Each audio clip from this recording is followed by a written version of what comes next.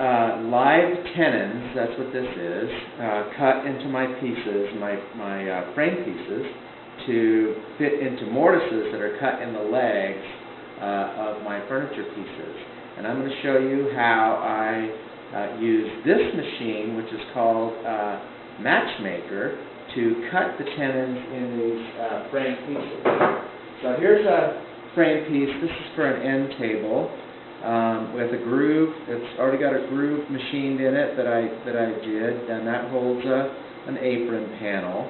And on the end, I'm going to cut a tenon on each end that'll fit into the legs of the end table. So with this machine has a template here that is followed with this stylus, and that directs how the router bit right here cuts the shape of the template. So I lock the piece down in here and get its positioned correctly, and lock it down like this, and then I cut around it by moving this up and down and moving the piece back and forth, and that cuts the tenon.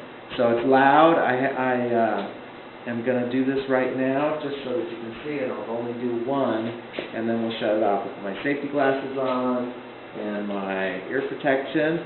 And here we go. It'll only take a minute.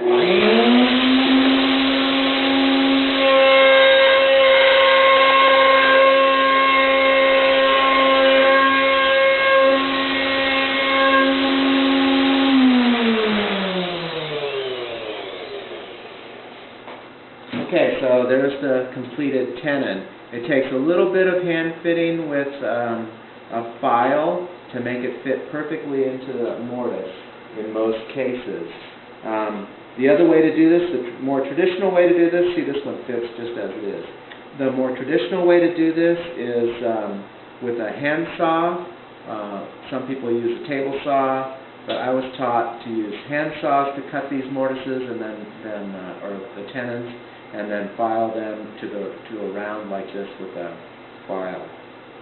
But this is the way I do it now because it's very efficient, and there's still some handwork involved in the fitting, and it gives a great mortise and a tenon, and allows me to do more production. So it still takes quite a bit of time to get these done, but this is quite a boon. So there you have it. That's how I do tenons.